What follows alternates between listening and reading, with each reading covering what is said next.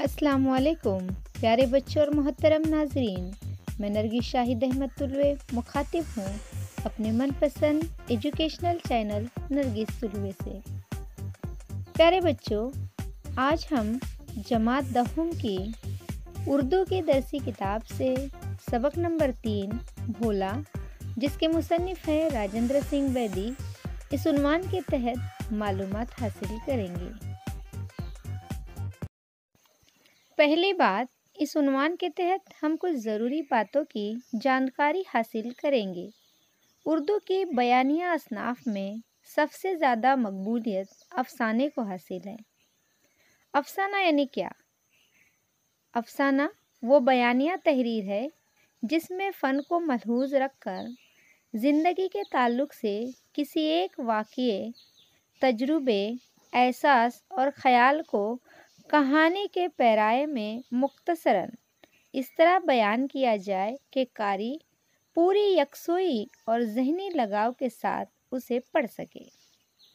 अफसाने में वाक़यात का बयान, किरदारों की गुफ्तगू यानी बातचीत, और मंज़र व माहौल की पेशकश बहुत ही नपी तुली और तासुर से भरपूर होती है। प्लॉट, किरदार, ज़बान व मका, मरकज़ी ख़याल और असलूब की अफसाने के फ़न में ख़ास अहमियत है। ज़्यादातर अफसाने किसी प्लॉट ही की बुनियाद पर कायम होते हैं। अफसाने में किरदार की शख्सियत के कुछ ही पहलू दिखाए जा सकते हैं। किरदार की शख्सियत के कुछ ही पहलू को उजागर किया जाता है और इसलिए अफसाने की कामयाबी के लिए ज़रूरी है कि शुरुआत में ही किरदार का वाज़ेह नक्श उभर आए। हर वाक़या और इंसानी तजुर्बा वक्त के किसी न किसी मखसूस दायरे और मकान या मकाम के किसी न किसी मुअय्यना पस मंज़र में जन्म लेता है। अच्छे अफसाने में माहौल, जुज़ियात यानी जुज़ी की जमा, छोटे छोटे टुकड़े, और किरदारों के ज़मानी पस मंज़र का वजूद अहमियत का हामिल है। जान पहचान, इस उन्वान के तहत हम राजेंद्र सिंह बैदी, जो इस सबक के मुसन्निफ हैं, उनका तारुफ देखते हैं। राजेंद्र सिंह बैदी 1915 में पैदा हुए। वो तरक्की पसंद तहरीक से वाबस्ता थे। वो सफ़े अव्वल के अफसाना निगार हैं।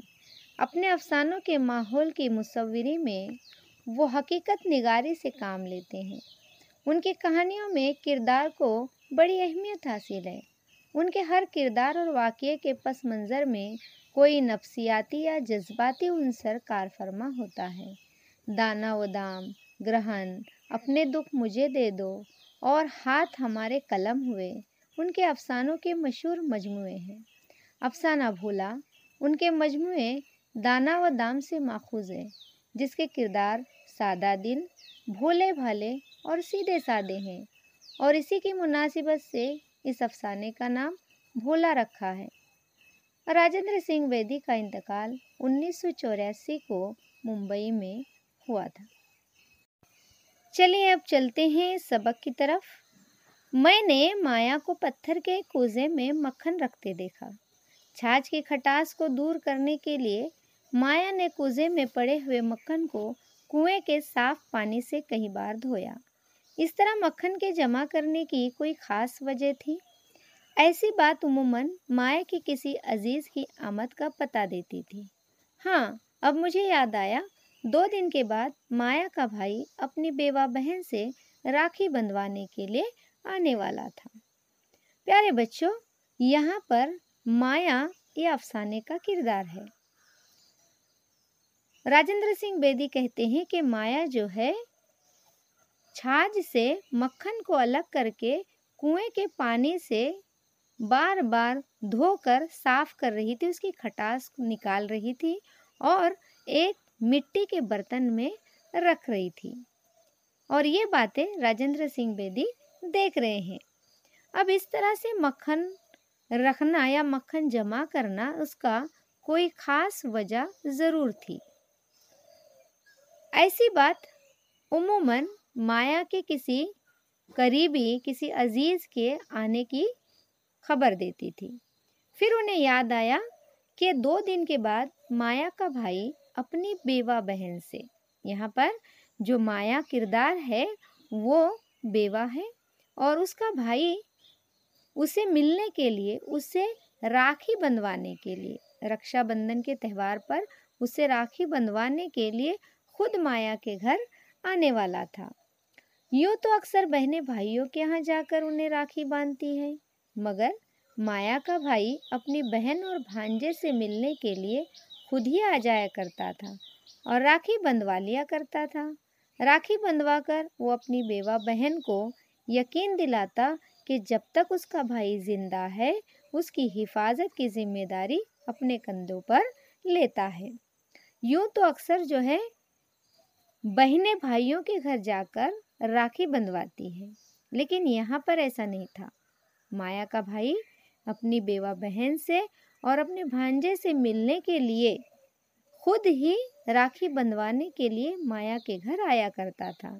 राखी बंधवाता और अपनी बेवा बहन को ये यकीन दिलाता कि उसका भाई अभी जिंदा है और वो जब तक जिंदा है वो उसकी हिफाजत अपने जिम्मे लेता है, अपने कंधों पर लेता है, या वो उसकी हिफाजत करने की पूरी जिम्मेदारी संभालने के लिए तैयार है।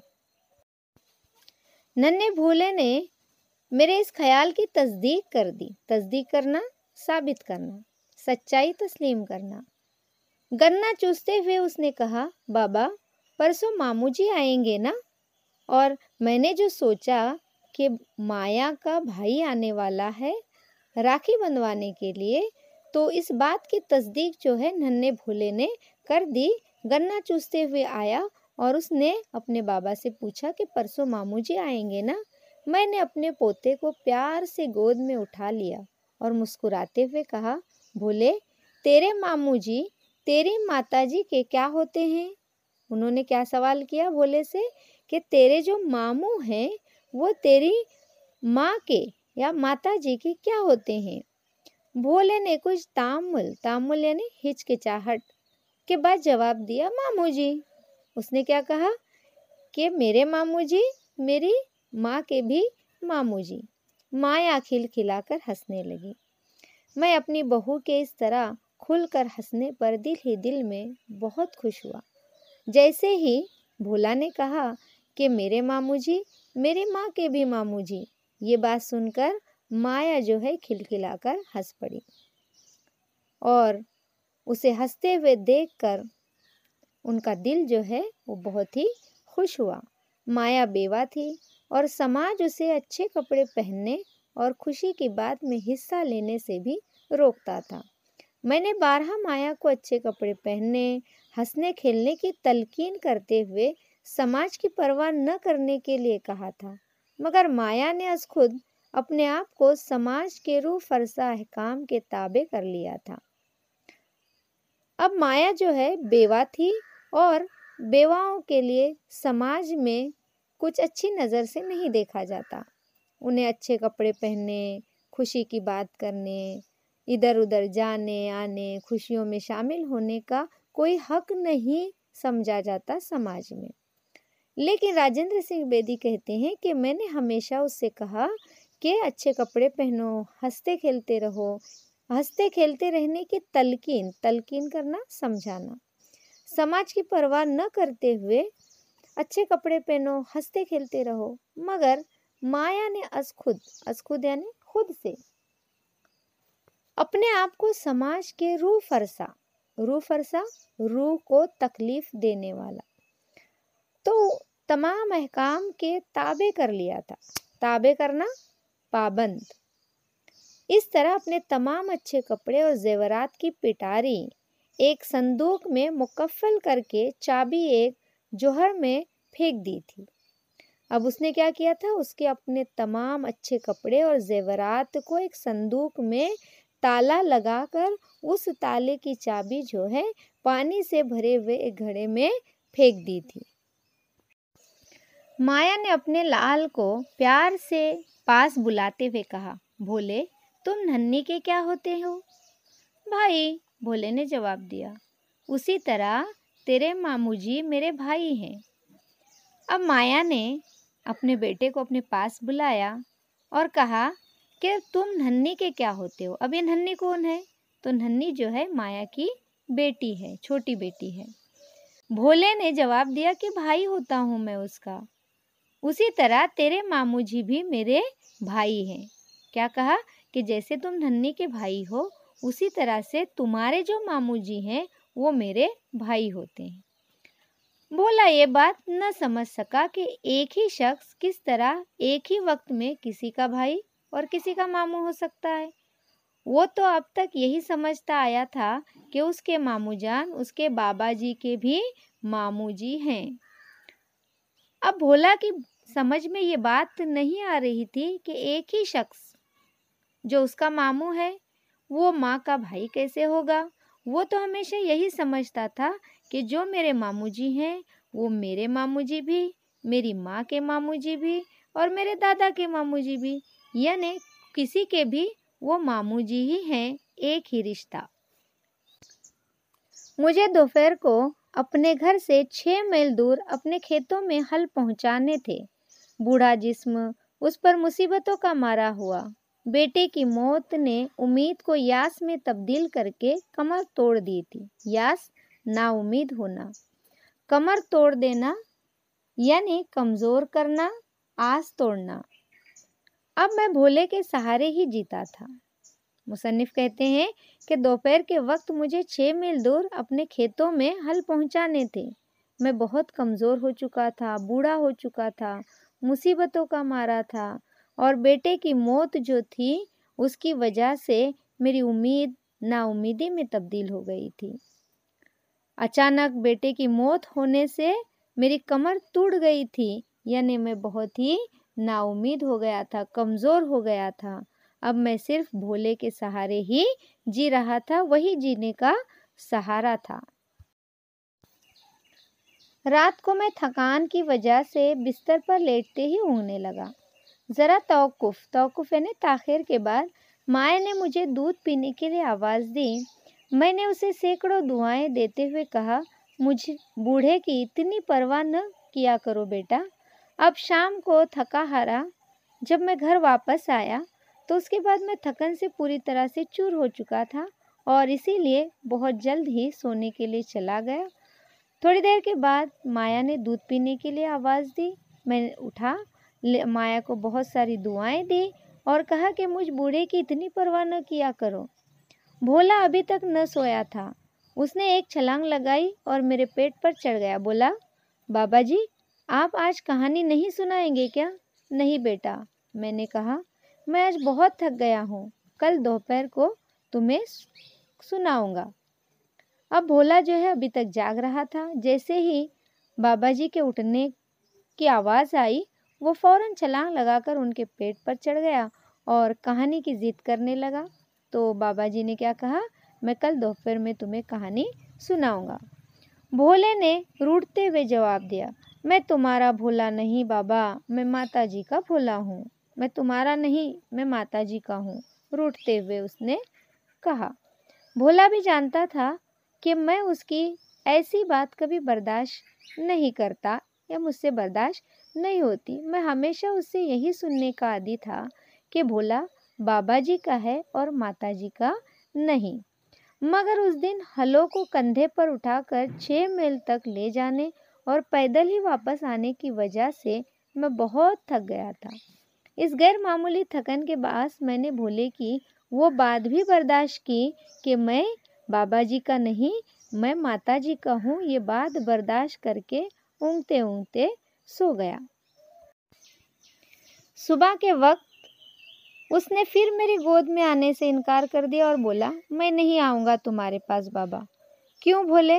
بھولا بابا جی کا نہیں، بھولا ماتا جی کا ہے۔ جب صبح ہو گئی تو پھر بھولا جو ہے روٹھا ہوا ہی تھا، ناراض تھا اپنے بابا سے۔ وہ بابا کی گود میں آنے سے منع کر رہا تھا۔ اس نے کیا کہا، نہیں میں نہیں آؤں گا، میں آپ کا نہیں ہوں، میں ماتا جی کا ہوں۔ میں نے بھولے کو مٹائی کے لالچ سے منایا اور چند ہی لمحات میں وہ بابا جی کا بھولا بن گیا اور میری گود میں آ گیا اور اپنی ننھی ٹانگوں کے گرد میرے جسم سے لپٹے ہوئے کمبل کو لپیٹنے لگا۔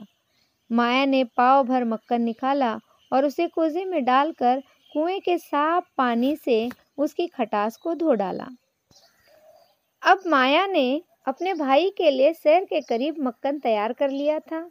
मैं बहन भाई के इस प्यार के जज्बे पर दिल ही दिल में खुश हो रहा था। इस तरह से देखकर मैं दिल में खुश हो रहा था, बहन भाई के प्यार को देखकर। मैंने दिल में कहा, औरत का दिल मोहब्बत का एक समंदर होता है। माँ बाप, भाई बहन, खाविंद बच्चे सबसे ही बहुत ही प्यार करती है, और इतना करने पर भी उसका प्यार ख़त्म नहीं होता। एक दिल के होते हुए भी वो सबको अपना दिल दे देती है। भोले ने दोनों हाथ मेरे गालों की झुर्रियों पर रखे और कहा, बाबा तुम्हें अपना वादा याद है ना? किस बात का बेटा? तुम्हें आज दोपहर को मुझे कहानी सुनानी है, जो रात में उन्होंने वादा किया था भोला से कि मैं अभी नहीं कल दोपहर में कहानी सुनाऊंगा। उस वादे की बात अभी याद दिला रहा है भोला अपने बाबा जी को। हाँ बेटा, मैंने उसका मुंह चूमते हुए कहा। ये तो भोला ही जानता होगा कि उसने दोपहर के आने का कितना इंतजार किया। भोले को इस बात का इल्म था कि बाबा जी के कहानी सुनाने का वक्त वही होता है जब वो खाना खाकर उस पलंग पर जा लेटते हैं जिस पर वो बाबा जी या माता जी की मदद के बगैर नहीं चढ़ सकता। चुनांचे वक्त से आधा घंटा बेशतर यानी पहले उसने खाना खिलवाने पर इसरार शुरू कर दिया। इसरार, जिद, मेरे खाने के लिए नहीं बल्कि अपनी कहानी सुनने के चाव से। मैंने मामूल से आधा घंटा पहले खाना खाया। अभी मैंने आखिरी निवाला तोड़ा ही था कि पटवारी ने दरवाजे पर दस्तक दी। पटवारी, गांव की जमीन की पैमाइश करने वाला। उसने कहा, खानका वाले कुएं पर आपकी जमीन को नापने के लिए मुझे आज ही फुर्सत मिल सकती है, फिर नहीं। अब बाबा जी खाना खाने के लिए बैठे हैं। अभी खाना पूरा होगा ही आखिरी निवाला था कि पटवारी जो है वहां पर आकर खड़ा हो गया कि आपकी जो ज़मीन है उस ज़मीन को नापने के लिए मेरे पास आज ही वक्त है, उसके बाद नहीं है। दालान की तरफ नज़र दौड़ाई तो मैंने देखा भोला चारपाई के चारों तरफ घूमकर बिस्तर बिछा रहा था। बिस्तर बिछाने के बाद उसने एक बड़ा तकिया भी एक तरफ रख दिया और खुद पायती में पांव अड़ाकर चारपाई पर चढ़ने की कोशिश करने लगा। मैंने पटवारी से कहा कि तुम खानका वाले कुएं को चलो और मैं तुम्हारे पीछे पीछे आ जाऊंगा। जब भोले ने देखा कि मैं बाहर जाने के लिए तैयार हूँ तो उसका चेहरा मध्यम पड़ गया। माया ने कहा, बाबा जी इतनी भी क्या जल्दी है? खानका वाला कुआं कहीं भागा तो नहीं जाता? आप कम से कम आराम तो कर ले। मैंने जेरे लब कहा, पटवारी चला गया तो फिर ये काम एक माह से इधर न हो सकेगा। माया खामोश हो गई। भोला मुंह बसोरने लगा। मुंह बसोरना, मुंह बनाना। उसकी आंखें नमनाक हो गई। वो रोने लगा। उसने कहा, बाबा मेरी कहानी। भोले मेरे बच्चे, मैंने टालते हुए कहा, दिन को कहानी सुनाने से मुसाफिर रास्ता भूल जाते हैं।